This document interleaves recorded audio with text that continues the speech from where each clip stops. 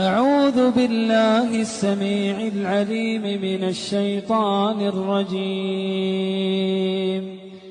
بسم الله الرحمن الرحيم. الحمد لله رب العالمين الرحمن الرحيم مالك يوم الدين إياك نعبد ونعوذ بالله من شرور أنفسنا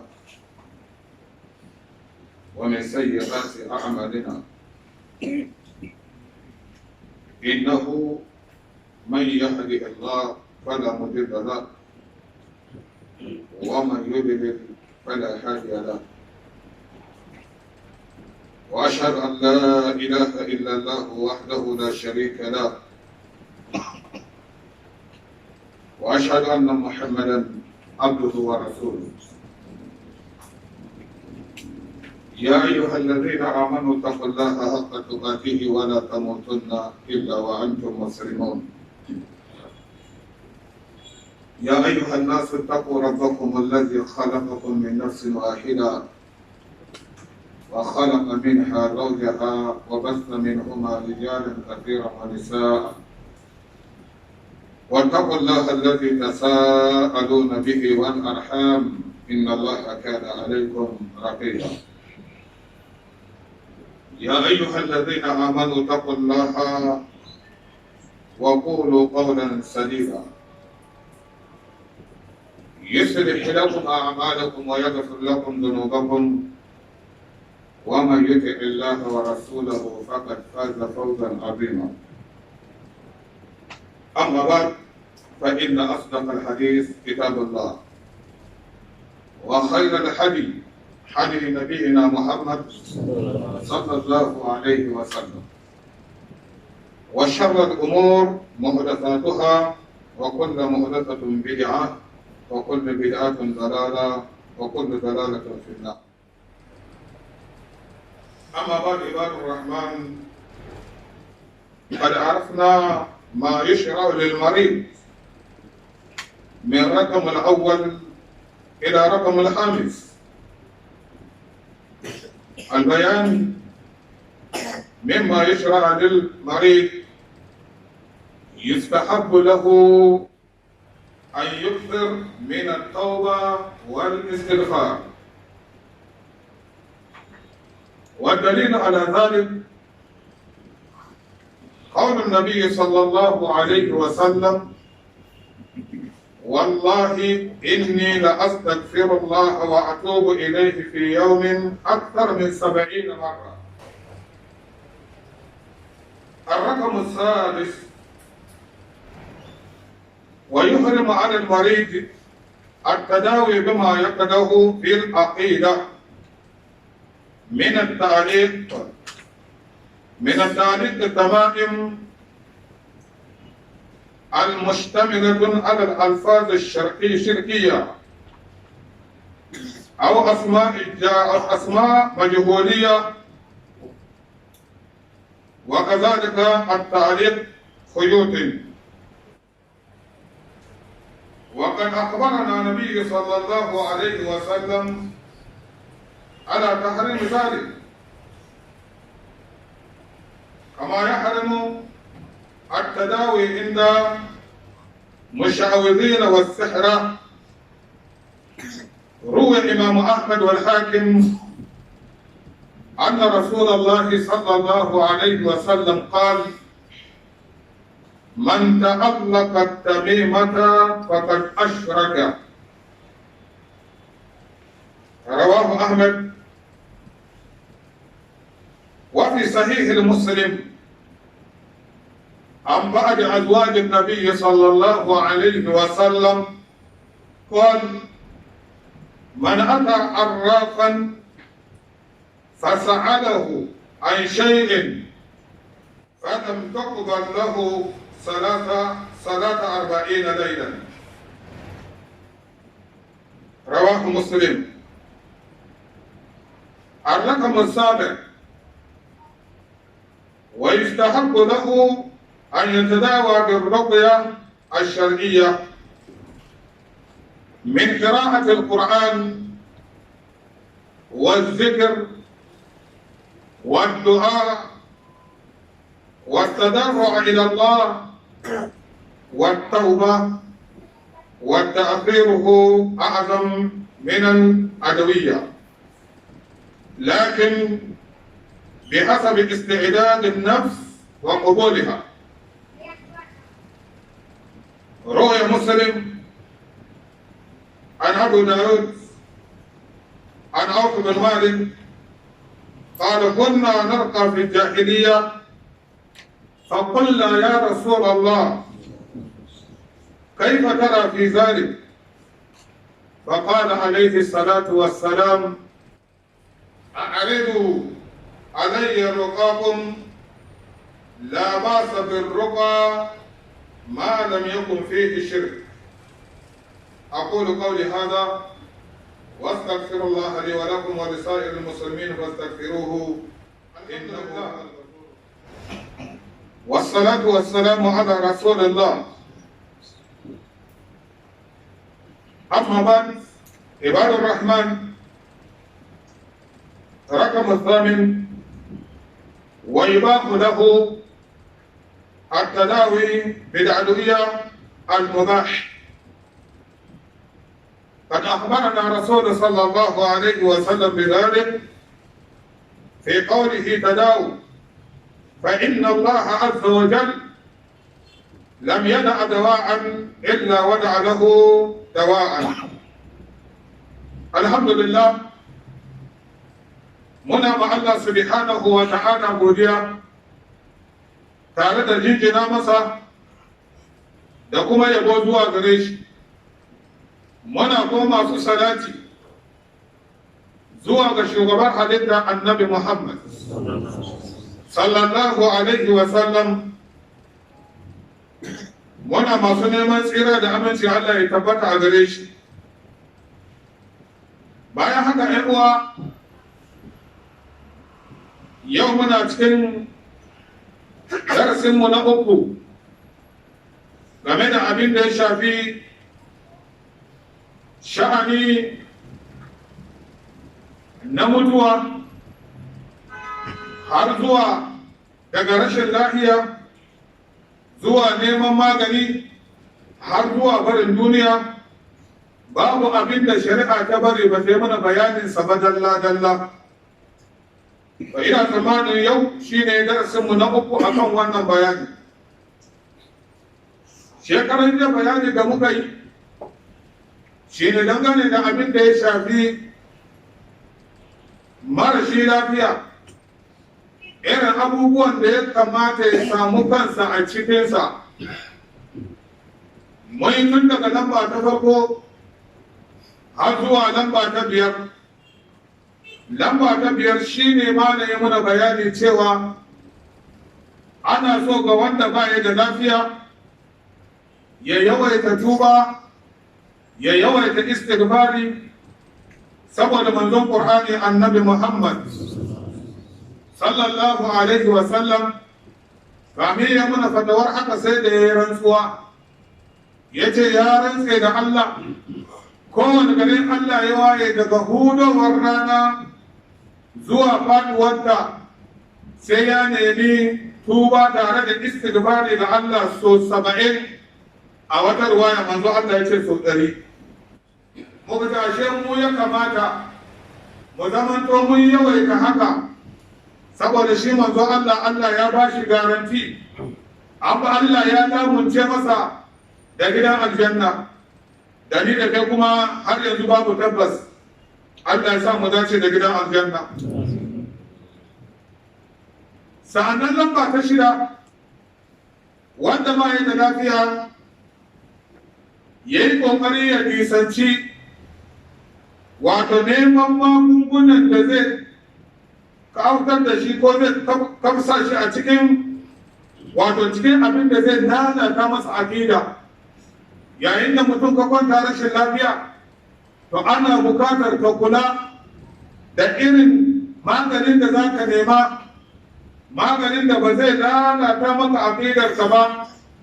Yana daga ciki kamar rataye-rataye na huru da kambu da abin da ya kama da haka ko da wasu lafuza wanda yake lafuzan nan na shirka ne ko kuma su sunan na ci wanda suka zama to majhul sunaye ne wanda ba a san ma'anarsu ba ko kuma mutum ya ɗauki wani ragga ko igiya ya karba wanda nufin samun lafiya ba duk lokacin da bawa ka kwanta a cikin rashin lafiya ana buƙatar mutum ka nisanci irin waɗannan abubuwan don wannan kwanciyar taka ba ka da tabbas ka tashi ba za ka tashi ba ba ku sani ba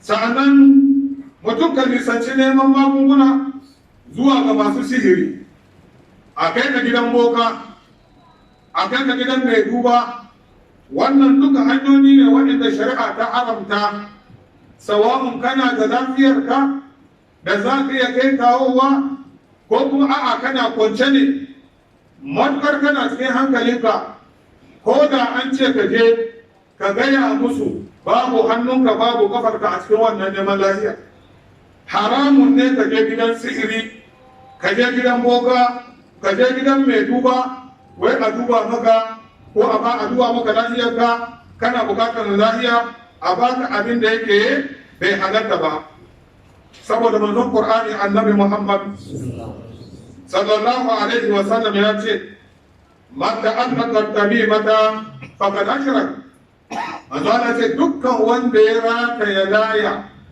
manzo Allah ce me shi ya shirka dukkan wanda zai rata ya laya ga wannan laya ga wani lokaci ba wai sai mara shi lafiya ba za ka ga mutum gashi nan in garma lafiyayye amma idan ka samu hannunsa ya rata ya laya ya darma guru ya yi abin wani abun daban da yake kallon wannan shine abin da zai ja masa amfani dukkan wanda ya haka in ji manzo Allah ce mai shi ya yi shirka dukkan wanda ya mutu yana cikin shirka kuma wuta zai shiga arha haka Allah ya faɗa Allah da kansa ya dau lamunin cewa ba zai gafarta ma dukkan wanda ya mutu yana shirka ba duk duniya a taru mutum ya mutu a cikin shirka duk duniyar musulmai a zo a ce Allahumma ghafir lahu Allah gafarta masa Allah ce na ga alƙawari ba zan gafarta masa ba sai sa shirka shine babban abu wanda yake dukkan wani musulmi ya kamata ya nisance shi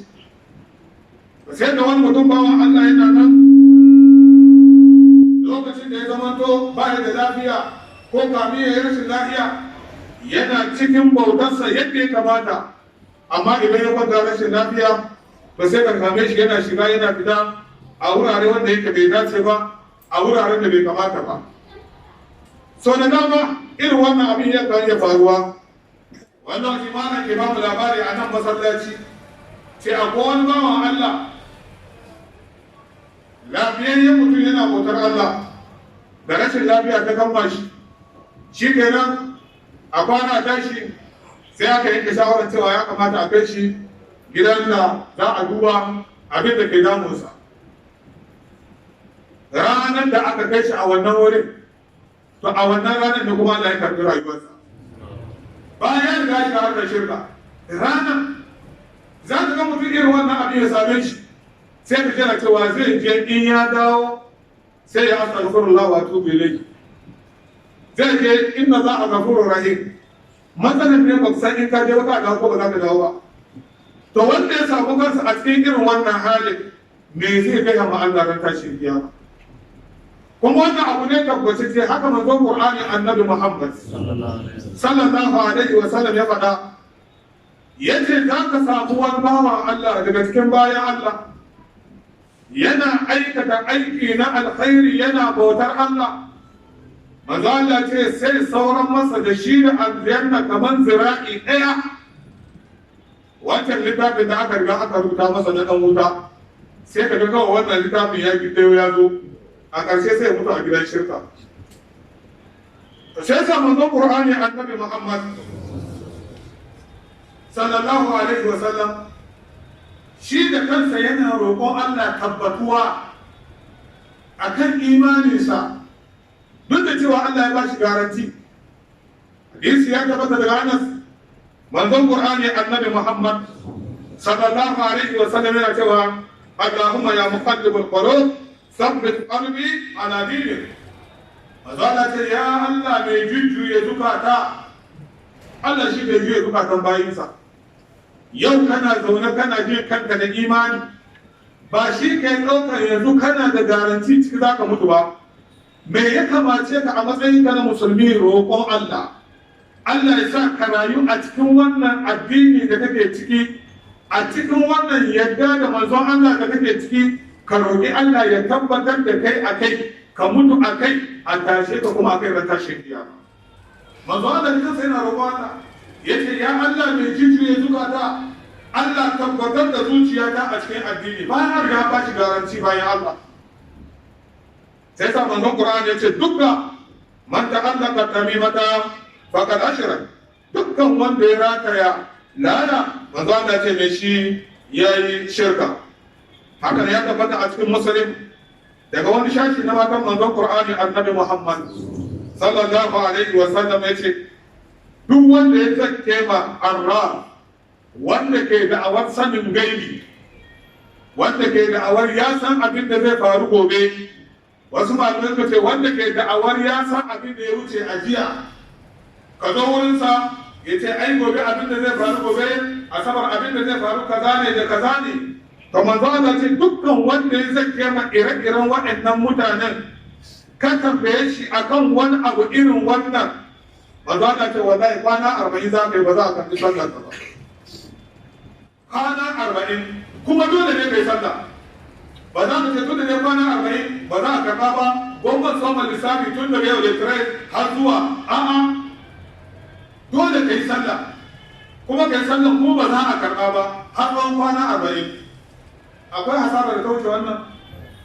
Bayan ka kai munzuri mai hankali wanda ya mallaki hankalinsa, sa'annan a ce ka yi kwana 40 ko ba a karɓi sallar ka ba, ai babu hasarar da ta wuce haka. Me ka fi kuranta a zuciyarka fiye da sallah zan saka aljanna? Me ka fi kuranta? Babu kamar sallah. Ba sai aka ce duk wanda ya je gidan boka, ka je ka tambaye shi wani abu kuma ya ka gaskata shi, kada da abin da ya faɗa, kwanan 40 Allah ba zai karɓi sallar ka ba. Da yau za ka samu musulmai da wanda ke irin wannan. Daga cikin mata, daga cikin maza, irin wannan ya sa ma wasu ma sun bar musulunci. Wasu bar musulunci, wasu koma 'yan coci, wasu sun koma 'yan turu a matsayinsa na musulmi. Wajen a babu abin da ake gudun nema ko wani duniyar nan.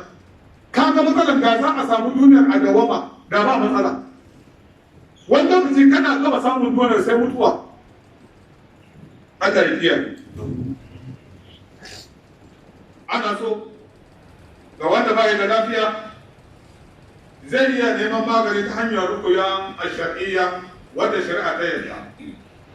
Da ake rukuya inda za a yi ma karatu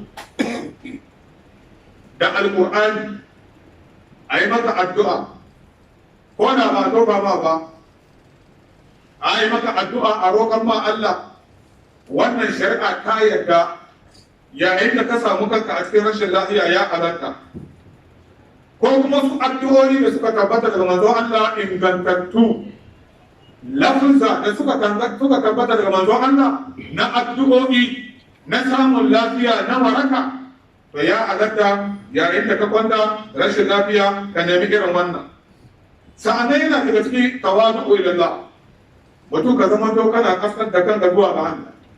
Yayin da ka samu kanka a cikin rashin lafiya, ka yi ta gaya ma Allah cewa kai ba kowa ba. A matsayinka na mai arziki, ka nuna arzikin ba naka ba ne, na Allah ne. Kai da kanka na Allah ne, kana tawadu zuwa ga Allah. Wannan yana daga cikin abin da ke jawo mutum samun lafiya. Haka ne yana daga cikin abin da ke jawo ana bukatar mutum idan ya kwanta rashin lafiya ta tuba. Shi ne tuba kamar yadda ya gabata a baya. Ibn Qayyim ya Allah ya tabbata a gare shi, yace yana daga cikin mafi girman abin da ke yawan ba mutum lafiya a gaggauce shine ilal khairat, yawaita ayyuka na alkhairi. Yayin da ka samu kanka a cikin rashin lafiya, ana bukatar ka yawaita yin alkhairi ba 'yan uwanka musulmai, madanyanka na nisa ko na kusa, kai ta yawaita yin alkhairi. la'alla daga cikin waɗanda kake ma alkhairin nan addu'ar wani idan Allah ya karɓa shi kenan magana ta kan ka yi masa alkhairi ya ce Allah ya karɓa, Allah ya biya bukata, Allah ya bada lafiya. Idan Allah ya karɓi addu'ar sa magana ta riga ta kare. Allah ce na karɓa kuma zan bada, magana ta riga ta tsaya. Sannan yana daga cikin abin da ake bukatar mutum ya yawaita zikirin Allah. Don lokacin da ka samu sarari da dama ya zama to kana yawaita ambaton Allah. Subhanallah walhamdulillah wala ilaha illallah wala hawla wala quwwa, dukkan azkari da suka tabbata ana bukatar kowane lokaci harshen kai zaman to yana da danshi a wurin ambaton Allah. Wa du'a, haka ne kuma ana bukatar mutum ka yawaita addu'a. Ibn Qayyim yace wallahi wannan tasirin wannan abin da aka ambata din nan, aikin alkhairi da ambaton Allah da addu'a da tawadu, tasirin sa ya fi karfi fiye da tasirin maganin da zaka haɗiya. Amma yace akwai wato bi hasabi istidadin nafs qabuliha, gwargwadon yadda zuciyarka za ta karba. Abin nufi lokacin da za ka yi waɗannan abubuwan, yaya zuciyarka ke baka? Tsakaninka da Allah ka wance zuciyarka a wurin aikin alkhairi, ka wance zuciyarka a wurin ambaton Allah, ka wance zuciyarka a wurin addu'a, a wurin gaskata da kai, ko kana yi ne kana shakka? Idan kana yi kana shakka, ka ka sai da musa ba zai karfi ba.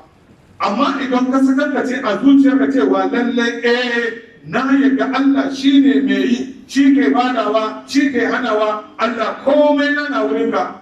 Ibn Qayyim ce to wallahi wanda yana da tasiri kwarai da gaske da maganin da za ka sha. Haka ne hadisi ya tabbata ruwaya ta Muslim da Abu Dawud daga Auf bin Malik yace mun kasance lokacin jahiliya muka yi rukuya, muka yi irin wannan tobin irin namu na jahiliya. Sai muka tambaye manzo Allah sallallahu alaihi wa sallam, ya Rasulullah, ba mu labari mana, ya ka gani dangane da rukuyar da muke yi din nan kafin mu shiga musulunci, yanzu mun shiga musulunci yaya ka ga wancan rukuyar da muke yi? Sai manzo Allah ya ce ku bijiro mini da rukuyar ta me kuke faɗa a cikin wannan rukuyar ta ku? Manzo Allah ya ce babu laifi in rukuya ta zamanto babu shirka a cikinsa. Babu laifi in ya rukuya ta zama to babu shirka a cikin ta. Kar ka zo za ka mutane rukuya kana kira suna aljanu, wannan haramun ne. Ko ka je neman magani a ce za a ɗan tarba maka da giya, ko ka je neman magani a ce idan ka je in za ka sassaƙi wannan saiwa ne ka ambaci sunan wanda ya baka sa'annan ka sassako, ko kuma ka gina saiwanta kamin ka gina sai ka kira sunan wanda ya baka, wannan duk haramun ne. Domin wannan Qur'ani annabi Muhammad sallallahu alaihi wa sallam ya nuna cewa wannan haramun ne ba daidai ba ne. Amma dukkan wata bishiya da za a baka, in dai aka jarabta aka ce wannan bishiyar tana magani, to ya halatta da yi. Shari'a ta ba da dama. Ko kuma zai za a baka aka ce wannan yana magani kaza, ya halatta ka yi. Ba don komai ba, saboda manzo Allah sallallahu alaihi wa sallam yake ta dawo. Ya ku musulmai, ku zama to ma'ana ku nemi magani. Yace fa inna Allah, domin Allah azza wa jalla, Allah madaukakin sarki lam yada dawa'an, da dai Allah bai saukar da wani cuta ba illa wada lahu dawa'an, face Allah ya saukar da magani a kansa. Akwai wani abin da nan ko kasar ku ba kuma san ma menene ba, a garin wani tsada gare shi magani ne. Akwai wani ganye haka, akwai wani saiwar haka, akwai wani abin da sassaka da za a yi haka, ku duk ba san wannan aikin da yake yi ba. Wani garin abu ne wanda yake mai tsada ana amfani da shi. Sai ka duba duk magunguna da muke sha ɗin na kwamfurme gaba ɗaya, ai asalin su duka da magunguna ganye ake yin su, da saiwa da abin da ya kamata haka. Da ya sa manzo Allah ce ku nemi magani, ba wani cuta da Allah ya saukar a ban ƙasa face Allah ya haɗa shi da maganinsa. Sai dai alimahu ma alimahu wa jahilahu man jahila.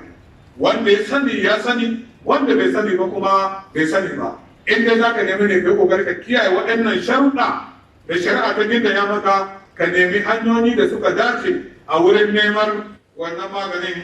Allah subhanahu wa ta'ala muke roƙo ya sa mu dace.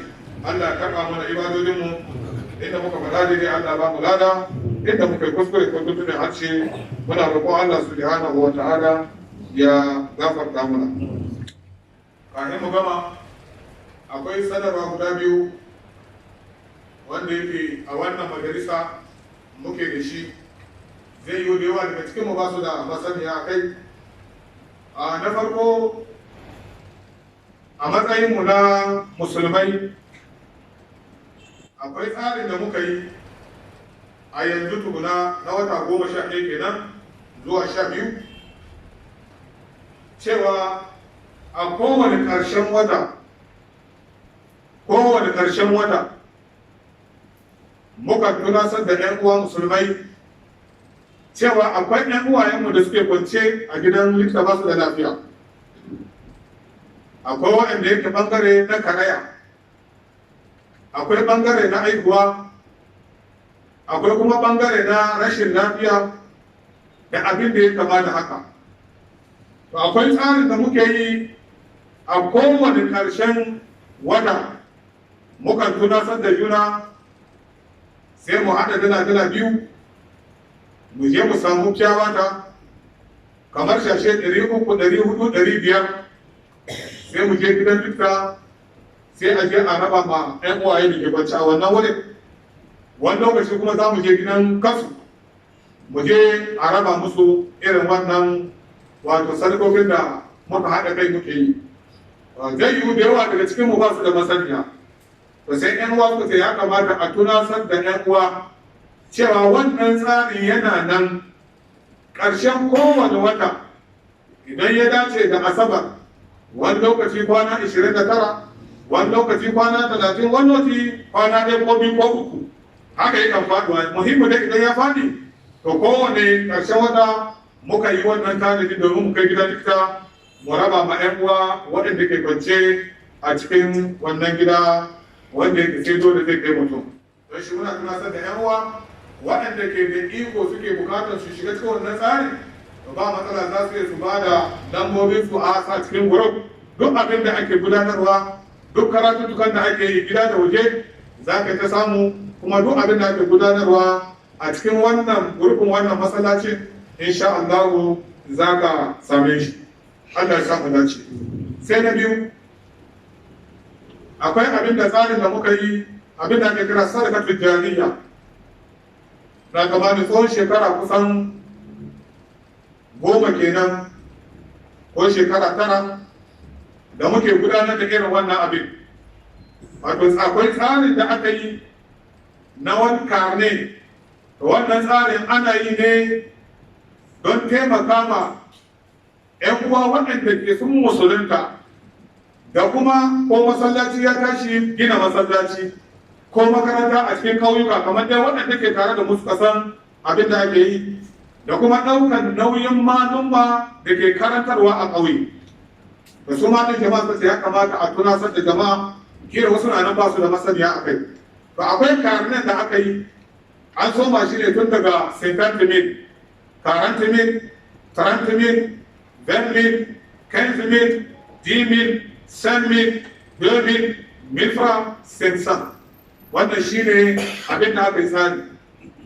Da wannan karnen an yi shi kowa gwargwadon abin da zai iya yi.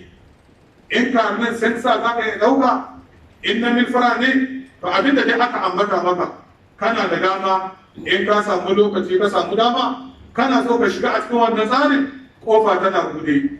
Don zai yiwu a ce, kai ka gina masallaci ne zai ma wuya.